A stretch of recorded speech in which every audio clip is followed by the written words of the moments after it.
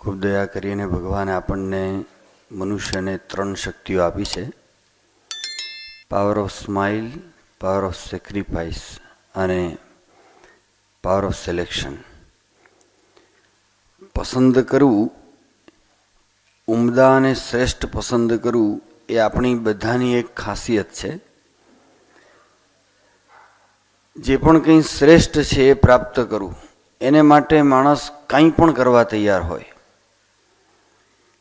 આમ જોવા જઈએ તો આપણી પાસે શરીર છે, તો શરીર છે તો કાં અન્ન આહાર કાં માંસાહાર. આહાર વગર ચાલવાનું નથી. મન છે તો પવિત્ર નિર્મળ એવી લાગણી, પ્રેમ, હૂંફ એના વગર ચાલવાનું નથી. કાં તો તમે નિકૃષ્ટ મનોરંજન પ્રાપ્ત કરો અને કાં તો તમારી પાસે એવા પ્રકારની પવિત્ર, એવા પ્રકારની લાગણી, હૂંફ કે પ્રેમ એના વગર ચાલવાનું નથી. આપણી પાસે ધન હોય, ધન વગર ચાલવાનું નથી. આમ જોવા જઈએ તો દ્રવ્ય 5 વિષયનું કારણ છે, પણ જો એ જ દ્રવ્ય એનો દાનમાં ઉપયોગ કરવામાં આવે તો એ એનો સદુપયોગ છે. 2 વાત છે: એક અત્યંત નિકૃષ્ટ મનોરંજન અથવા નિકૃષ્ટ નીડ જે અંદરની છે, અને એક અત્યંત ઉચ્ચ અને પવિત્ર છે જે એ પણ અંદરની છે, જરૂરિયાત છે. આ 2 જરૂરિયાતમાંથી ઉત્કૃષ્ટની પસંદ કરવી એ કોઈ પણ વ્યક્તિની ખાસિયત છે, જો એ બુદ્ધિશાળી હોય. જો એની પાસે પોતાના જીવન માટે એક જીવન દોરી એ નિશ્ચિત હોય, પોતાનું એક ધ્યેય એ નક્કી હોય, તો હંમેશા ઉમદા પસંદ કરવાનો છે. જે શ્રેષ્ઠ છે એ પ્રાપ્ત કરવાનો છે. અત્યારે આપણે જોઈએ છીએ કે કેવા પ્રકારના વાતાવરણની અંદર આપણે જીવી રહ્યા છીએ. હમણાં તમે કદાચ વાંચ્યું હશે, મેરઠની 2 છોકરીઓએ પોતાના સગા મા બાપની હત્યા કરી. હમણાં અમદાવાદની અંદર માત્ર 8મા ધોરણમાં ભણતી એક વિદ્યાર્થિનીએ પોતાના સ્કૂલ ડ્રેસની ટાઈથી પોતે ફાંસી પર લટકી જઈને પોતાની જાતે આત્મહત્યા કરી. રાજકોટની અંદર એક માત્ર 9મા ધોરણની વિદ્યાર્થિનીએ 10મા માળેથી છલાંગ લગાવી. આ બધાના મૂળમાં તમે ઊંડા ઉતરશો તો ક્યાંક ને ક્યાંક અંદરની હતાશા કામ કરે છે, અથવા ક્યાંક ને ક્યાંક નિયમ ધર્મની ફ્રેમની બહાર જ્યાં પગ મૂક્યો છે એ વસ્તુ કામ કરે છે. એક માછીમાર તળાવ પાસે જઈને ઊભો રહ્યો. એણે જોયું કે બહુ જ પ્રકારની માછલીઓ છે અને ઢગલાબંધ માછલીઓ છે, અને આની અંદરથી હું ઘણું કમાઈશ.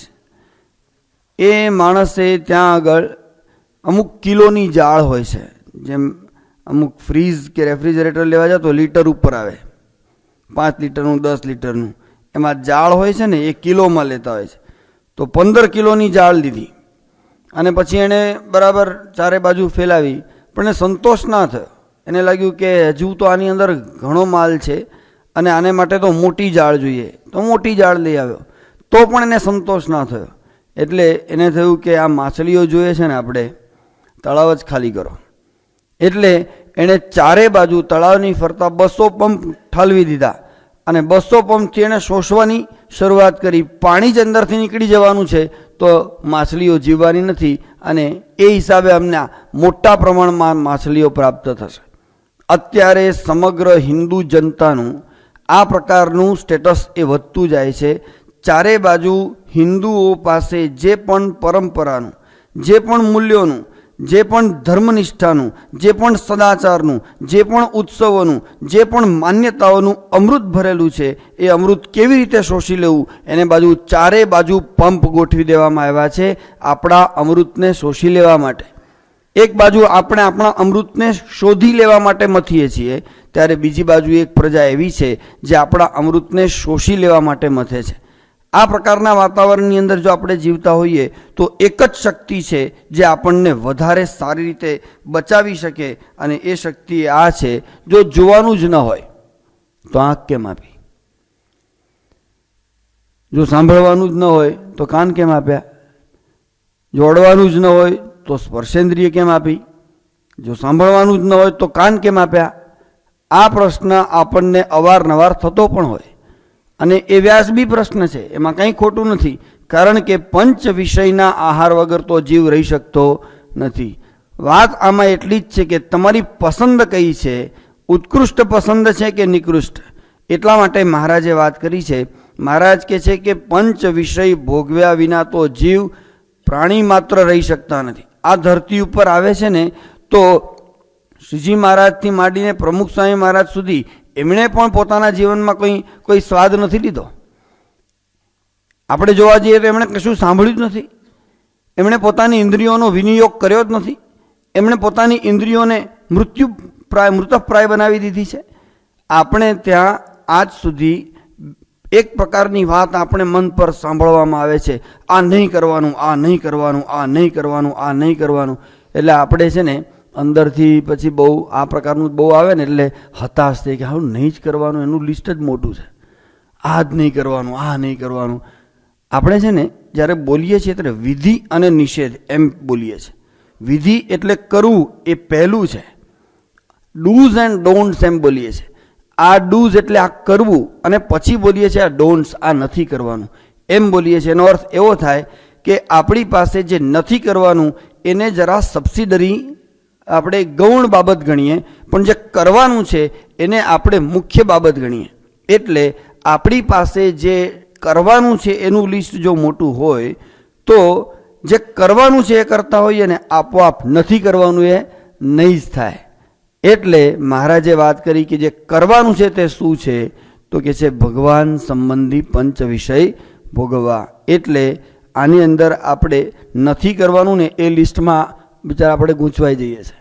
એક જગ્યાએ તો એટલા બધા ડોન્ટ્સ છે ને, આપણા સ્વામિનારાયણ સંપ્રદાયની અંદર જ એક ફાંટો એવો છે, એમાં ડોન્ટ્સ એટલું બધું લાંબુ છે, 140 પ્રકારની વસ્તુઓ ન ખાવી એવું બાળકોથી માંડીને બધા. એમાં ફ્લાવર પણ આવી જાય ને, વટાણા પણ આવી જાય ને, ભીંડા પણ આવી જાય ને, ગાજર પણ આવી જાય ને, તો ખાવું શું? એટલે ડોન્ટ્સનું લિસ્ટ લાંબુ કરી દીધું. એને કારણે ચીમળાઈ ગયેલી પ્રજા, અને તમે માણસો જુઓ તો પણ એ દબાયેલા, સપ્રેસ, આ બધું જોવા મળે છે. મહારાજે આપણને મહારાજનું પોતાનું જીવન જુઓ. પ્રથમ 38ના વતનાવૃતમાં મહારાજે અદ્ભુત વાત કરી. મહારાજ કહે છે કે અમે એમ નથી કહેતા ઘણા ઉપવાસ કરીએ અને અન્ન થોડું ખાઈએ, એમ તો અમે કહેતા નથી. તે તો નિયમ મુજબ સાધારણપણે કરવાનું છે.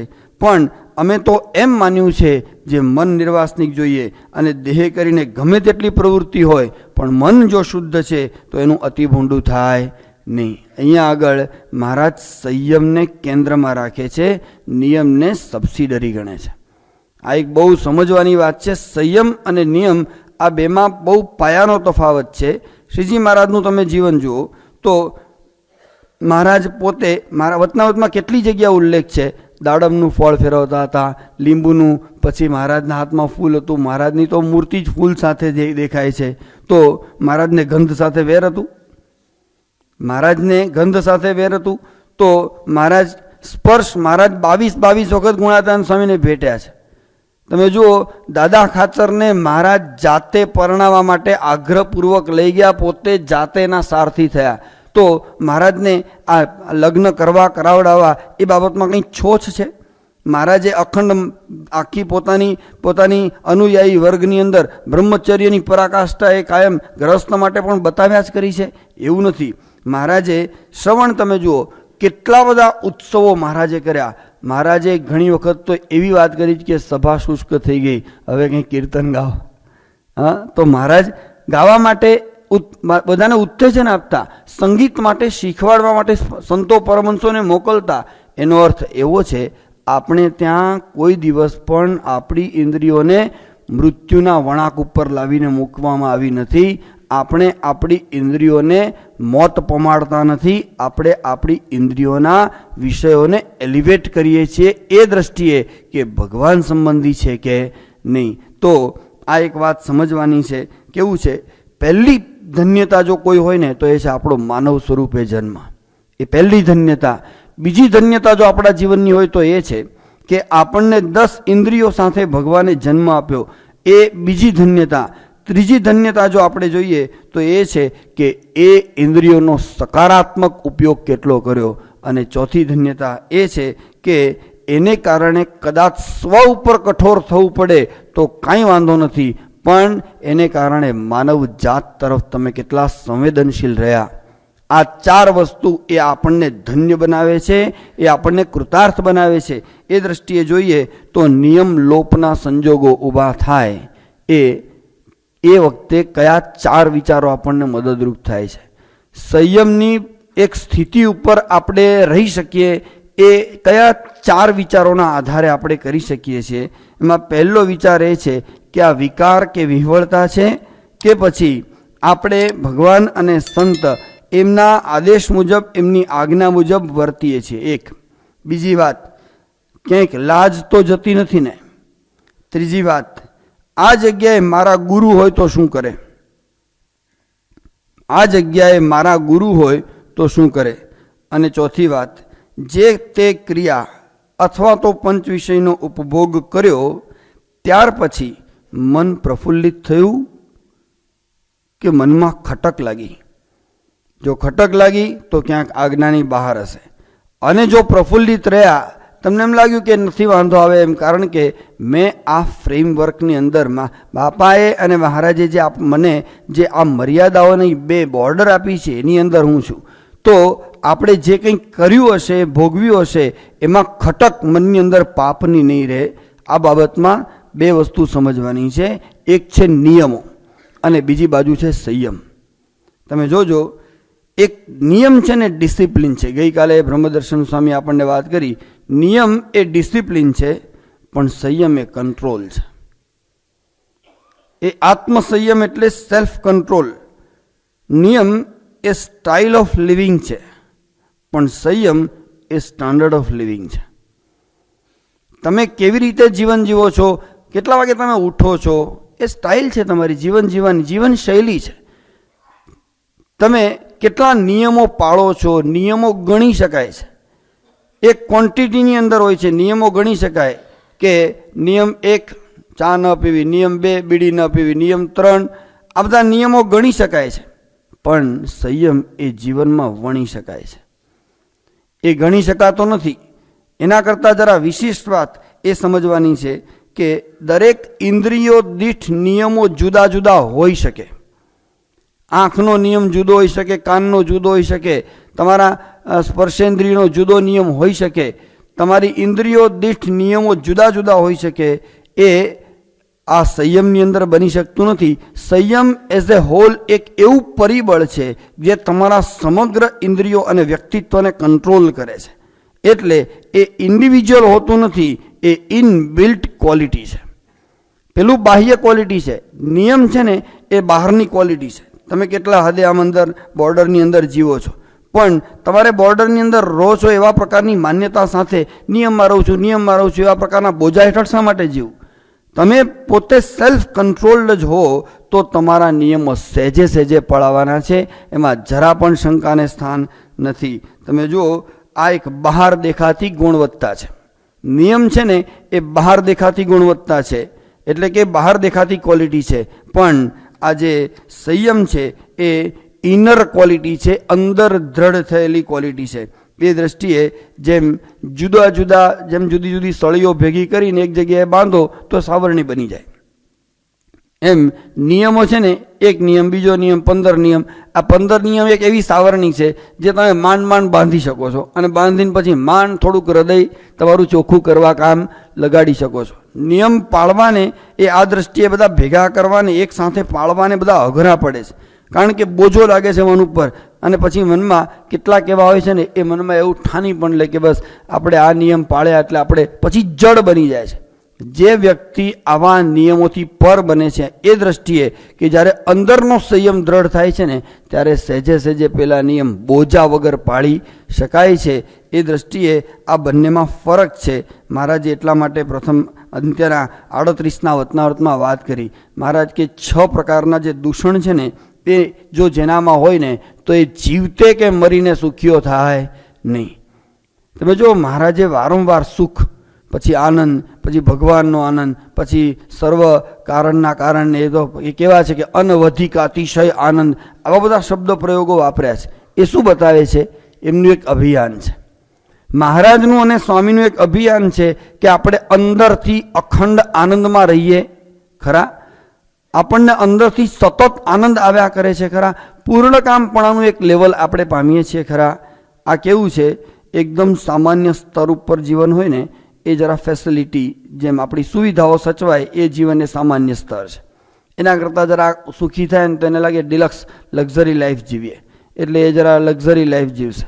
પછી જરા બીજાને મદદ કરતો થશે, આ તે, એ જરા હેપીનેસવાળી લાઈફ છે.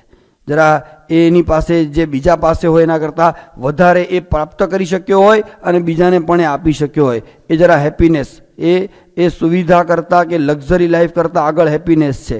પણ હેપીનેસથી આગળ પ્લેઝર છે. એ પ્લેઝર શું છે? Consistency of life, consistency of આનંદ, જેને કહે ને કે હેપીનેસ, આનંદનું સાતત્ય, એનું નામ છે પ્લેઝર.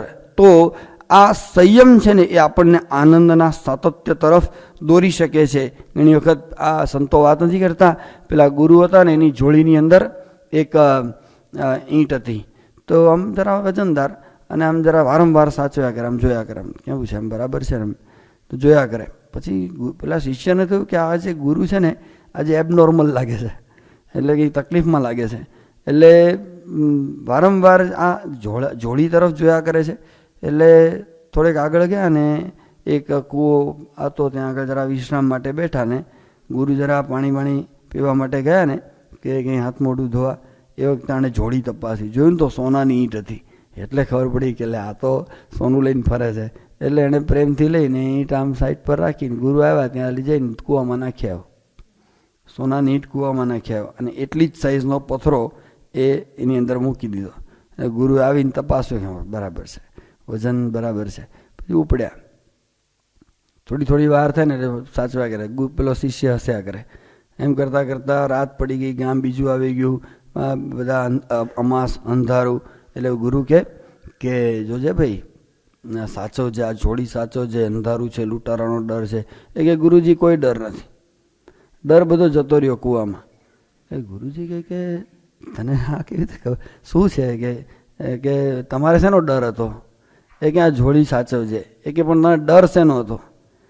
જરા તપાસ કરો, તમને જેનો ડર હતો ને એની તપાસ કરો. એટલે ગુરુજી બુદ્ધિશાળી હતા, એને તો કે ચલો મારા કરતાં સુદ્રઢ લાગે છે, એમ કરીને ખોલીને જોયું ને તો પથ્થરો હતો. એક વખત તને જોરદાર ધક્કો લાગી ગયો, હા ક્યાં ગયું, એકદમ ધક્કો લાગ્યો. પછી સમજી ગયા, અને એ વખતે એને જ્ઞાન થયું, એના મનમાંથી ચિંતા ટળી ગઈ. ગુરુજી અમાસ છે, અંધારું છે, લૂંટારાનો ભય છે. ના બેટા, કોઈ ભય નથી, સૂઈ જા, તું સૂઈ જા અને હું પણ સૂઈ જાઉં. એક ગુરુએ બીજે દિવસે સવારે જે એને બોધ આપ્યો એ આ હતો, કયો હતો કે જો આ ભ્રાંતિ રહી હોત ને મારા મનમાં કે આજે આ સોનું છે, તો હજુ પણ મારો ભય કે મારી આસક્તિ બંનેમાંથી કશું ટળ્યું ન હોત. અંદર તો હું ભલે પથ્થરો છે, પણ મારા મનમાં તો ઈંટ જ છે, સોનાની ઈંટ જ છે. તો ઉપદ્રવ ક્યાં છે? આપણે આપણા ઉપદ્રવોની ખીંટીઓ બનાવીને બધું ટીંગાડી રાખ્યું છે. આ એક સમજવાની વાત છે કે બધો જ ઉપદ્રવ અંદર છે, બહાર બહાનાઓ છે, બહાર નિમિત્ત છે, અને બહાર એ બધાની ખીંટીઓ એવી રાખી મૂકી છે. ખીંટીઓ ઉપર આપણે આપણા ઉપદ્રવો ટાંગી રાખીએ છીએ. જો આસક્તિ ઈંટમાં નહીં, એ અંદર હતી, તો ઈંટ પણ એને પેલો પથ્થરો પણ ઈંટ દેખાતો હતો, અને 2 માઇલ સુધી બિચારો આમ સાચવતો ચાલ્યો. એ દ્રષ્ટિએ જો જોઈએ તો મહારાજ એટલા માટે કહે છે કે અંદરની સ્વસ્થતા એટલે સંયમ, અંદરની સ્થિતપ્રજ્ઞતા એટલે સંયમ. અહીંયા આગળ પ્રથમનું 38મું ફરી એ આપણને યાદ આવે છે કે મન નિર્વાસનિક જોઈએ. બહાર ગમે તેટલી ઉપાધિ હોય તો વાંધો ન આવે. એટલે જો ભાયાવદરમાં એક કેશવ ભગત કરીને હતા. આ કેશવ ભગત 13-14 વર્ષની ઉંમરે ગુણાતાન સ્વામી પાસે સાધુ થવા જતા રહ્યા. પછી એના પિતા ફરી પકડી લાવ્યા, પાછા લઈ આવ્યા, એટલે આ ફરી ભાગ્યા. એ વખતે એમની 15-16 વર્ષની ઉંમર હતી. એટલે ફરી પાછા આ જઈને પકડી લાવ્યા. એટલે આમને તો કે હું દૂર જતો રહું, એટલે એ ગુજરાત તરફ આવ્યા. પણ પછી બધા સંતોએ કીધું કે ના, તું ગુણાતાન સ્વામી પાસે જ રહે, એટલે ફરી પાછા ગુણાદાન સાંઈ પાસે આવ્યા. એના પિતા ફરી આવીને લઈ ગયા, 3 વખત લઈ ગયા, 3 વખત આ ભાગ્યા.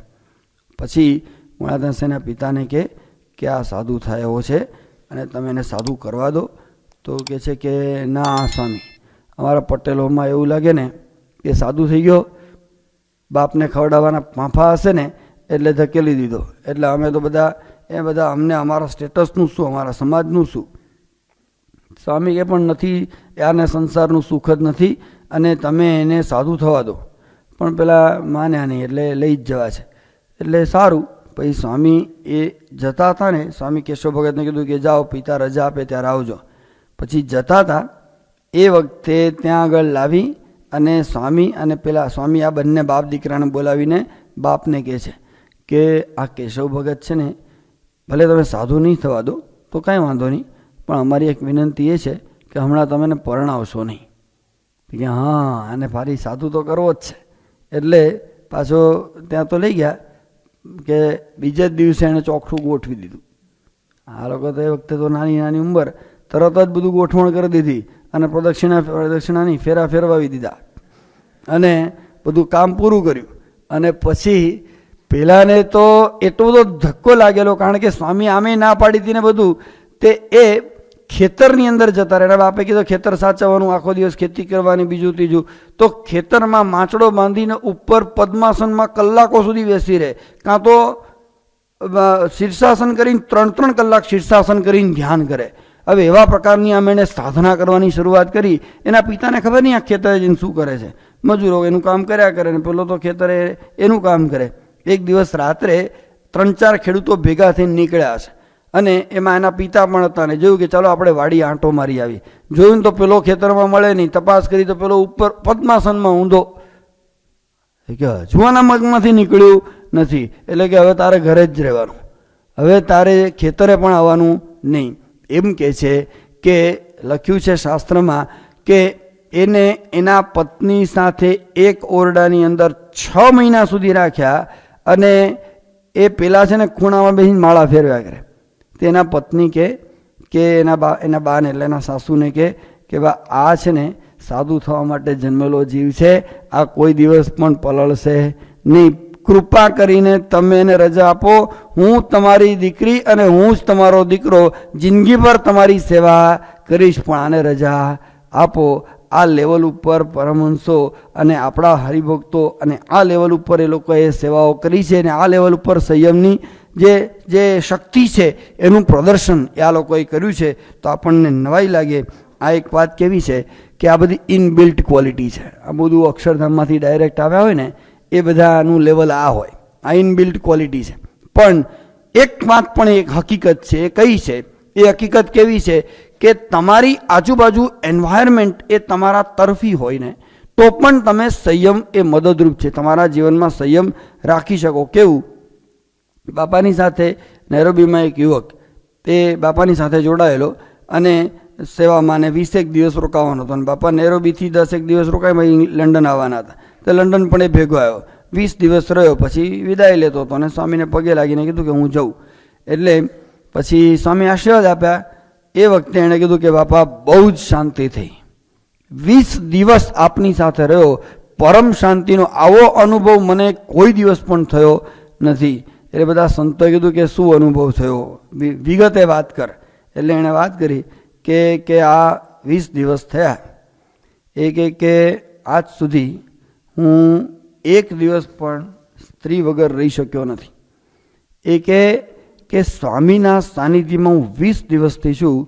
એ કે મને એક દિવસ એક ક્ષણ માત્ર માટે વિચાર પણ આવ્યો નથી એ કે આ બાપાના પ્રતાપે મારા મનમાંથી એક પ્રકારની જે વિકૃતિ હતી, જે વાસના હતી, એનું તમામ રીતે શમન થઈ ગયું હોય એને કારણે મને શાંતિનો અનુભવ થાય છે. આ એક વિચારવાની બાબત એ છે કે એક વાતાવરણ મળે છે ને બહાર, તો જ આપણે સંયમની અંદર રહી શકીએ છીએ. એટલે આ એક વિચાર પણ રાખવાનો છે. બીજો એક વિચાર, આ એક સંયમ, શ્રેષ્ઠતમ સંયમની આપણે વાત કરી. હવે બીજો જે વિચાર છે ને વાણી, કારણ કે આપણને જે આ સ્પર્શે છે, જે આપણને અડે છે ને એટલા જ સંયમની આપણે વાત કરીશું કે જે કેવળ જેને કે કાર્યકર્તાઓને આપણે લક્ષ્યમાં રાખેલા છે. વાણીના 5 દોષ છે. એક આક્ષેપ, બીજું મહેણાટોણા, ત્રીજું બદલો લેવાની ભાવના, ચોથું તુકારો વગેરે અપમાન, અને 5મું કટાક્ષ. અને આ 5 દોષ એવા છે કે જેને કારણે આપણી વાણી દૂષિત થયા વગર રહેતી નથી. એમાં પહેલી વાત આક્ષેપ. આપણા સંતો એક વખત બપોરે આનો જે શિબિર હતી ને એમાં એક સંત બપોરે 10:30 વાગ્યાની જે સભા હતી એ નીચે સભા ચાલુ થઈ ગઈ. એ દરમિયાન એ નાસ્તો કરતા હતા. એ જોઈને રિસેસ સમાપ્ત કરીને શિબિરમાં અંદર આવતા 2 કાર્યકર્તાઓએ એમને જોયા અને 2 અંદર વાત કરતા હતા કે છે ને જલસા. એટલે હું પાછળ હતો એટલે મેં કીધું શું થયું? તો કે ના એને ખબર નહીં, હું સાંભળી ગયો છું. મેં કીધું શું થયું? એ કે ના તો ખાલી. મેં કીધું ના કંઈ બોલ્યા ને કે જલસા એવું કંઈ? એ કે સોરી ભૂલ થઈ ગઈ. મેં કીધું ના તો એ તમને શું જલસા શું લાગ્યા? તો કે ના એ તો ભૂલ થઈ ગઈ બહુ, પછી તો બોલી ના શક્યા. મેં કીધું ચાલો હવે આપણે ત્યાં જ જઈએ, એ શું જલસા કરે છે જોઈએ. એટલે પછી આમ હું પરાણે લઈ ગયો 2ને. અને પછી મેં કીધું જો આ પોપૈયું ખાતા હતા બિચારા, બીજું તો કંઈ હતું નહીં. મેં કીધું કે આ પોપૈયું ખાય છે એને જલસા કહેવાય કે ન કહેવાય? પહેલો પ્રશ્ન એ. બીજો પ્રશ્ન એ કે તમે પૂછો કે કાલે ક્યારે જમ્યા હતા? ગઈકાલે બપોરે જમ્યા હતા. અને તમારી આ શિબિરના આ સંચાલન માટેના મુખ્ય જવાબદાર સંત હોવાને કારણે એમણે નાનામાં નાના કાર્યકરની બધી જ વ્યવસ્થા અને સભા સંચાલનનું ને બધું હવે પછીનો કાર્યક્રમને એની પાછળ ખૂંપી ગયેલા. તમને જ બધાને ફાઇલો આપવાની હતી, તમારા જ બધાના સંશોધનો કરવાના હતા, તમારી પાછળ જ લાગેલા. એને નથી બપોરે નાસ્તો કરવાનો ટાઈમ મળ્યો, નથી એને રાત્રે ખાવાનો ટાઈમ મળ્યો. આજે સવારે એ 5:30 વાગ્યાના સ્ટેજ ઉપર લાગ્યા હતા, ત્યારે 6 વાગે એમની આ તમારી સભા ચાલુ થઈ શકી. અને ત્યાર પછી પણ તમે જ્યારે નાસ્તો કરતા હતા ત્યારે હવે પછીની શિબિરનું કે પછીનું આયોજન કરતા હતા. અને એમને એસિડિટી છે, એમને લો બીપી છે. એ પરિસ્થિતિની અંદર એ ગઈકાલ બપોરથી આજે બપોર અહીંયા અત્યારે 10:30 સુધી ખેંચે છે. અને માંડ અત્યારે એમને ખાવાનો ટાઈમ મળ્યો ત્યારે નાસ્તો પૂરો થઈ ગયો છે. ત્યારે ઠાકોરજી પાસે જઈ અને આ પોપૈયું લીધું. એને તમે જલસા કહો છો? એ છોકરાઓએ પગે લાગી માફી માગી, આશીર્વાદ આપો કે ફરી અમને આવું બોલીએ નહીં, વિચારીએ નહીં. આ કેવું છે? માણસને સહેજે બીજાને જોઈને તરત આક્ષેપ મૂકવાનું મન થઈ જાય અને ઇમિડિયેટ અભિપ્રાયો બાંધી લેવાના. આ બધા વાણીના દોષ. તમે જુઓ મહેણા કેવા મારે છે. લગ્નના 15 દિવસ બાકી હતા અને ભાભીએ દિયરને એટલું જ કીધું, દિયરના લગ્ન, અને એટલું જ કીધું કે આ પેલા કીધું હશે કંઈ રસોઈ બાબતના સૂચનમાં. અને એ બાબતે પેલી ભાભીએ એને એટલું જ કીધું કે આ બધા તાઇફા મારી પાસે નહીં કરવાના, તમે નવી આવે તો મફતિયા ખાઓ છો. એક તો પેલા 15 દિવસ માટે એને છૂટો કરવામાં આવ્યો હતો કે M.Com LLB થયેલો આ છોકરો, અને દર મહિને 8,000 10,000 એના ભાઈના હાથમાં મૂકનારો, પણ મફતિયું ખાઓ છો એવું કીધું. એ છોકરાએ આપઘાત કરી નાખ્યો. 4 દિવસ મૂંઝવણ મારીને 5મા દિવસે આપઘાત કરીને ભાભી ઉપર જ ચિઠ્ઠી લખી અને એટલું જ લખ્યું કે હવે પછી તમારે કોઈ મફતિયાને જીવનભર ખવડાવવું નહીં પડે, હું કાયમ માટે અલવિદા લઉં છું. આ એક વિચારવાની બાબત છે. એક શબ્દ એ કેટલા બધા અંદર આમ શારડીની જેમ ફરી વળે છે અને એને કારણે માણસ મરવા તૈયાર થાય છે, તો મરી જાય છે અથવા ડિમોરલાઇઝ થાય. દર વખતે મરી જાય છે એવું નથી પણ હોતું. કાયમ માટે પછી એ ડિમોરલાઇઝ થઈ જાય કે હવે જવા દો ને, આપણે કંઈ સેવા નથી કરવી, આટલું બધું લઈ મંડ્યા તોય આપણને કંઈ કદર તો છે નહીં, આ તો છે નહીં, આપણી પાછળ પડી ગયા છે ને આપણું ઊંધું જ બાફે છે ને, એવા શબ્દો બોલી નાખે છે ઘણી વખત કે જેને કારણે સામેની વ્યક્તિ એ કોઈ દિવસ પણ પોતાની એ હતાશામાંથી બહાર ન નીકળી શકે. આ એક દોષ છે, પ્રતિશોધ. તમે જો બાપાની પાસે એક વખત એક વર્તમાનપત્ર આવ્યું, એમાં બાપા ઉપર જ લેખ હતો અને એ લેખમાં બાપા વિશે જ એલફેલ લખેલું. અમે LAમાં હતા. LAમાં સ્વામી પાસે આ જ્યારે વંચાયું એ લખનાર એક તથાકથિત સંન્યાસી, એ સંન્યાસીએ આ જ્યારે લખ્યું અને સ્વામી પાસે વંચાયું તો સ્વામી હસ્યા, પણ અમને તો બહુ હાડ લાગ્યું. એટલે અહીંયા આગળ અમદાવાદ મોકલ્યું ને આ બધા અક્ષરો સ્વામી બ્રહ્મવિહારી સ્વામી બધાનો જવાબ લખ્યો અને જવાબ જડબે સલાક લખાયેલો. અને જ્યારે ફેક્સ આવ્યો ત્યાં આગળ અમે LA હતા અને ફેક્સ જોયો, અમે તો બહુ રાજી થયા કે બરાબર આવું જ લખાવવું જોઈએ ને આને તો સબક શીખવાડવાની જ જરૂર છે. અને પછી સાંજે બાપાની પાસે હું ગયો લઈને, સાંઈ કે શું છે? મેં કીધું ઓલા એ નહોતું લખ્યું આપના વિશે, એનો જવાબ લખ્યો. કોણે લખ્યો? તે લખ્યો. મેં કીધું ના, કારણ કે સ્વામીને એમ જ હોય કે આ લોકો બખેડાવાળા જ છે, એટલે સ્વામી કે તે લખ્યો? ના, ત્યાંથી લખાઈને આવ્યો છે. મોકલી દીધો? મેં કીધું કે ધાર્યા પ્રમાણે કદાચ મોકલી દીધો હોવો જોઈએ, જો ના પાડત તો મોકલવા દે જ પણ નહીં. આમ તોય સ્વામી કે હમણાં ફોન કરે. મેં કીધું અહીંયા 5:30 ત્યાં સવારે 5:30 કોઈ ફોન ના ઉપાડે તો હમણાં ફેક્સ કરે, પછી ફોન કરીને કહી દેજે, આમ તેમ બધું પત્યું. પછી રાત્રે વિવેકસાગર સામે આવ્યા, તમે વાંચી લીધું બાપા? કે એને કહે કે મેં થોડું ઘણું વાંચ્યું છે. સ્વામી કે આ બધાને આવા શોખ થઈ જાય છે ને જવાબો લખવાના ને આમ તેમ. પછી કે જોડો ફોન. ઈશ્વર સાંઈને ફોન જોડ્યો, નહોતું મોકલ્યું એટલે બધું રાજી થયા. પછી હું બાપાની સાથે અમે રૂમમાં હતા તો સ્વામી પેલા સોફા પરથી ઊંચક્યા, સ્વામીને પછી બેઠા હતા આમ પેલા પલંગ પર. પછી સ્વામી પલંગ પર બેઠા બેઠા કે જો, મને કે કેવી શાંતિ થઈ ગઈ, આપણે કંઈ મોકલ્યું નહીં આ બધું. સ્વામી કે આવા વેર ઝેર લેવાના હોય આપણે આવું બધું લખાય? મેં એવું પણ બાપા 9 વર્ષથી અમે જોઈએ તમારી પાછળ પડી ગયો છે, એટલે વિચાર આવે કે જો પાછું ના પાડી, હવે પાછું ઉમળકો આવી જાય છે, આ બધું આપણને શોભે નહીં આમ તેમ. પછી ફરી બાપા સૂતા એટલે ફરી બોલતા હતા. એટલે મેં કીધું કે અમને કંઈ શોખ નહીં થતા, આ લખવાના કંઈ શોખ થતા નથી, પણ જ્યારે બહુ થાય ને ત્યારે એને ચીમકી તો આપવી પડે. એને ક્યાં ખબર પડવાની છે કે આ સંતોએ લખ્યું છે? નીચે લખી દેવાનું રાજેન્દ્ર ત્રિવેદી હ્યુસ્ટન, ફર્યા કરે. સ્વામી મને કે તું ચંદ્ર પર જઈને મંગળ પર જઈને પણ લખે ને તો પણ એને ખબર પડવાની છે કે આ પ્રમુખ સ્વામીએ લખાયું છે. હવે આ કન્સેપ્ટ તો આપણો કંઈ હતો નહીં, એટલે કીધું સારું. પછી સૂતા એકદમ બોલો આમ હાથ પોળા કર્યા સૂતા. સ્વામી કે તું વડતાલ ગયો છે? કીધું હા. કે દિવાલો વાંચી છે? મેં કીધું હા. એ કે એવા ચોપડા છાપ્યા છે વાંચ્યા ને? કીધું હા. તો કે આટલું બધું છપ્યું ને આટલું બધું લખ્યું, એમાંથી આપણું એક સાધુ ઓછો થયો? કીધું ના. સ્વામી કે એક ઉત્સવ નાનો થયો? કીધું ના. એક મંદિર નાનું થયું? કીધું ના. એક પ્રવૃત્તિમાં કંઈક તકલીફ પડી? કીધું ના. સ્વામી કે આપણે સહન કર્યું તો આપણું કેટલું વધ્યું? એમ કરીને કે શાસ્ત્રી મહારાજે જો આવા કેસ કરીને તારી જેમ જવાબો લખ કર્યા હોત તો આમ સૂતા હાથ પોળા કર્યા કે આટલી ફાઇલો તને અને મને આપી હોત. અને પછી કે એકદમ લેકો કરીને કે તું અને હું કોર્ટના પગથિયા ચડ ઉતર કરતા હોત, અમેરિકા સત્સંગ કરાવવા ના આવ્યા હોત.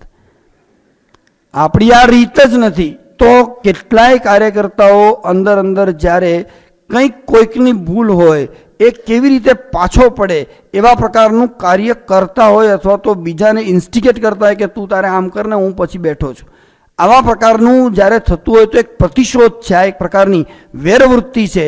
એ આપણા સંયમની અંદર કોઈ દિવસ શોભે નહીં. એક વખત તુંકારાની વાત છે ને, યોગી બાપા કે એક વખત યોગી બાપાની પાસે એક સંત બેઠા હતા અને બીજા સંતને બોલાવ્યા કે હરિપ્રકાશ. તો સ્વામી કે હું તો હરિપ્રકાશ સ્વામી કહીશ. એવું ના કીધું કે તમારે આમ ના બોલાય, એવું નહીં, હું તો હરિપ્રકાશ સ્વામી કહીશ. પેલા કે બાપા સોરી ભૂલ થઈ ગઈ. પણ જે રીત છે એ કહેવાની એમની પણ રીત જુઓ, અને એ આપણને જે શીખવાડવા માગે છે એની પણ રીત એ આપણે સમજવાનું નહીં. ઘણી વખત એક પેલા આણંદ હતા ને એ બેઠા હતા અને કંઈક મુંડનની એમની તૈયારી કરતા હતા, અને એક જણ આવ્યો. અમુકને આવું આડું બોલવાની ટેવ જ હોય, તો એણે કીધું કે તમારે ગધેડા આમ મૂંડવાની કંઈ તમને આમ અનુભવ ખરો? તો પેલો શાંતિથી કે ના આમ અનુભવ નહીં, પણ બેસો કોશિશ કરી જોઉં. શું થાય પછી? જેવું આપો છો એવું જ પામો છો. તમે શું આપો છો એના આધારે તમે કંઈક પામતા હો છો. એટલે આ એક વાત સમજવાની છે કે પક્ષ રાખવો ને પણ સંયમ છે.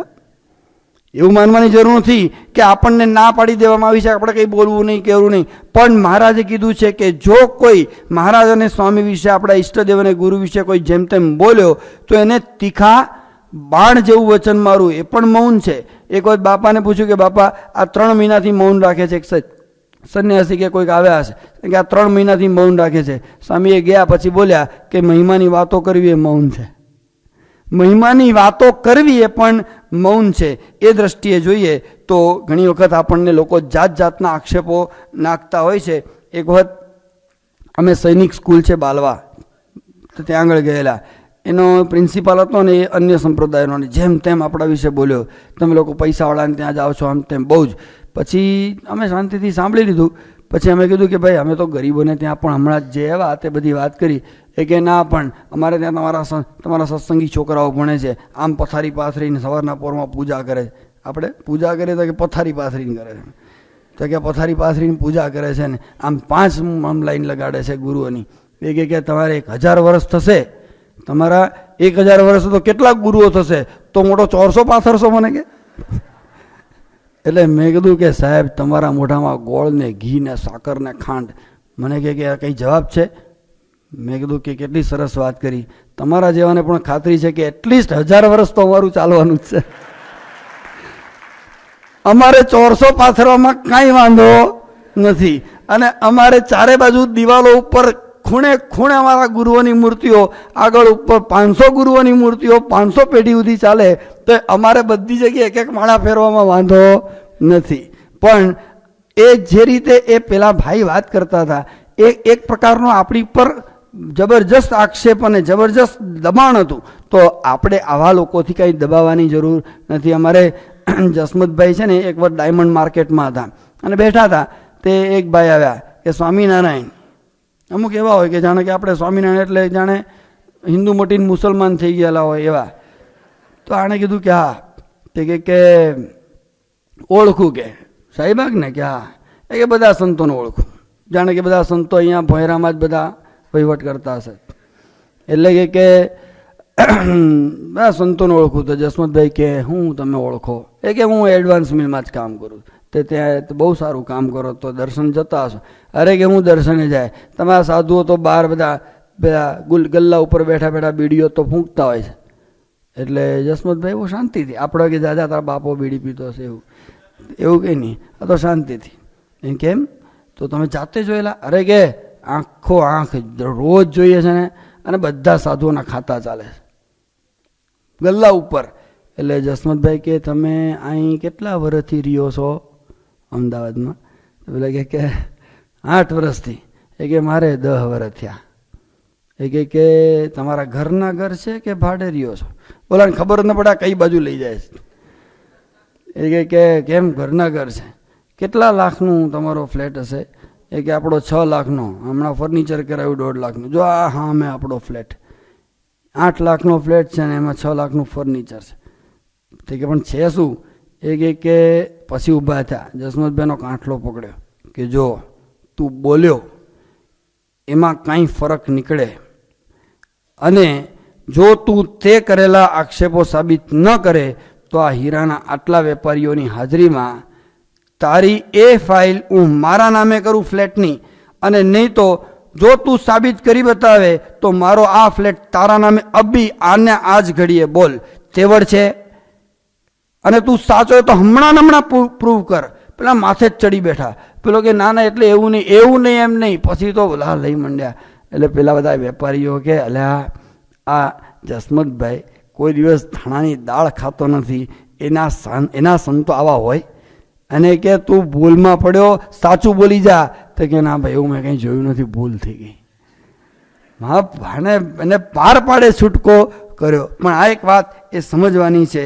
જેમ શાસ્ત્રી મહારાજનું કેવું હતું, આ લેવલ ઉપર એક વાર શાસ્ત્રી મહારાજ બેઠા હતા ને કૃષ્ણ સ્વરૂપદાસ ના વિહલાલજી મહારાજને બધા બેઠા હતા. અને કૃષ્ણ સ્વરૂપદાસ કરીને એક સાધુ હતા, એ બોલ્યા કે આ ભગતજીના બધા શિષ્યોને હાંકી કાઢો, એવું કંઈ બોલ્યા. તે એ વખતે વિહલાલજી મહારાજ આમ ગરમ થયા અને કે તે એ લોકોને કાઢી મૂકું તમારા જેવા હાલા પોલાઓને હું હાચું એમને એમ કરીને કે મને બધી ખબર છે, બાલમુકુંદ સ્વામી સિવાય બધાયના તકિયા પોલા છે, હું કોને નથી જાણતો, તમારે બોલવાનો અધિકાર નથી, બહાર નીકળો અહીંયાથી. એ જે રીતે બોલ્યા ને, તો સ્વામી શાસ્ત્રી મહારાજના વિચાર માત્રથી લોકોને આવા પક્ષની એક પ્રકારની ભાવના એ જાગી જતી. તો આ સંયમ છે. આપણે માનીએ કે આ સંયમ એટલે બસ બોલવું ચાલવું નહીં, એવું નથી. આ એક પક્ષ રાખો વાણીનો, એ પણ તો એક વાત એ સમજવાની છે. મહિમાની વાત એ પણ ઘણી વખત છે ને અભાવ અવગુણ એ બોલવાની આપણને ગઈકાલે મોહન સાંઈ વાત કરી, અમુક ગમતું હોય અંદર પણ કરીએ નહીં, પણ કોક બોલતું હોય ને તો આપણે એને પંપાળીને ફૂંક મારીને જરા જાગૃત કરીએ, હા પછી બીજું શું થયું, બીજું પછી હા એવું છે, એવું તો ના હોય, એવું તો ના હોય, પેલો કે ના ના એવું જ હોય, એટલે આપણે સંકોરી આપીએ એટલે પેલો ફરી પાછો જાગૃત થઈ જાય. એમાંથી બહાર નીકળવાનું છે ને. તો જેમ શાસ્ત્રી મહારાજ પાસે પેલા હરિભક્ત પેલા સંત હતા ને વડોદરામાં, ગોરધનદાસ કોઠારીનું આખું જ બોલ બોલ કરે, એટલે શાસ્ત્રી મહારાજ 2 વખત વોર્નિંગ આપી કે જો હવે તમે બોલતા નહીં, તો પણ પેલા એ ચાલુ રાખ્યું. શાસ્ત્રી મહારાજ કે હું ફરી તમને કહું છું કે જો અભાવ અવગુણની વાત ગોરધનભાઈ કોઠારી અંગે કંઈ બોલતા નહીં. ફરી પેલા બોલ્યા ને શાસ્ત્રી મહારાજ કે આને ઉંચકીને બહાર ફેંકી દો. સ્વામી કે બહાર જવા દો અહીંયાથી, આપ જોઈએ જ નહીં, અભાવ અવગુણની વાત કરે છે એ જોઈએ નહીં. આ શું સમજાવે છે ખબર છે? એ સમજાવે છે કે વગર બોલે આપણને બહાર ફેંકી દેશે. સત્સંગની અંદરથી અભાવ અને અવગુણ એ આપણને સત્સંગની અંદરથી વગર બોલીએ બહાર ફેંકી દેશે. અને કદાચ બહાર નહીં ફેંકાયા હોય ને તો એ અંદર તો એવો જ અનુભવ કર્યા કરશે કે હું બહાર જ છું. એ કોઈ દિવસ પણ એને શાંતિનો અનુભવ થવાનો નથી. એટલે આ એક વાત પણ સમજવાની છે. તો આ કેવું છે, જેમ આ મહિમાની વાતમાં બાપાની વાત પણ તમે જુઓ. આજે હમણાં આ અક્ષરસલ સ્વામી બધા જ્યારે બાપાની સાથે બાયપાસમાં ત્યાં હતા, અને બાયપાસ પછી બાપા પેપ્સિકો પાર્કની અંદર રોજ સાંજે ગોષ્ઠી કરે, કંઈ વોકિંગ કરે, વોકિંગ જેવું તો નહીં પણ પેલું ફરવા લઈ જાય પેલી વ્હીલચેરમાં. અને સ્વામી એક વખત બેઠા અને પછી કથા વાર્તા ચાલુ થઈ, અને એમાં યોગી બાપાના જીવન ચરિત્ર ઈશ્વર સ્વામીએ લખ્યું એની વાતની શરૂઆત. અને પછી સ્વામીએ જે બધા ઇન્વોલ્વ થયેલા સંતો, અક્ષરપીઠમાં જે સંતો હતા ત્યાંથી શરૂઆત કરી, બધાની પ્રશંસાની શરૂઆત, સ્વામી ગુણગાન ગાવાની શરૂઆત કરી. તો એક મંદિર, બીજું મંદિર, કલકત્તાથી પછી તો શરૂ થયું કચ્છ સુધી, સાઉથ ઇન્ડિયામાં જે સંતો કામ કરે છે ત્યાંથી આદિવાસીઓમાં કામ કરે છે ત્યાં સુધી, સદગુરુઓથી માંડી અને મેન્ટેનન્સમાં નાનામાં નાના સંત કામ કરતા હોય. અક્ષરસલ સ્વામી કે પછી તો અંધારું થઈ ગયું. બાપા બેઠા ગાડીમાં પણ બોલવાનું ચાલુ. એ કે મારું રેકોર્ડિંગની કેસેટ ખૂટી ગઈ, ફરી બીજી નાખી તોય ચાલુ. ઉતાર આવ્યા તો ત્યાં પણ બોલવાનું ચાલુ. પછી આરામમાં ગયા ને ફરી પાછા કે બોલાવો અક્ષરસલને, તો આરામમાં સૂતા પણ ચાલુ. લગભગ 350 સંતોને સ્વામીએ યાદ કરી અને બધાના ગુણગાન ગાયા. તમે વિચાર કરો, ગુણગાન તો આપણે એના ગાવાના હોય, મહિમાની વાત આપણે એમની કરવાની હોય, એ આપણા મહિમાની વાત કરતા હોય તો આપણને કેવી નવાઈ લાગે. આ બધું શીખવાનું છે.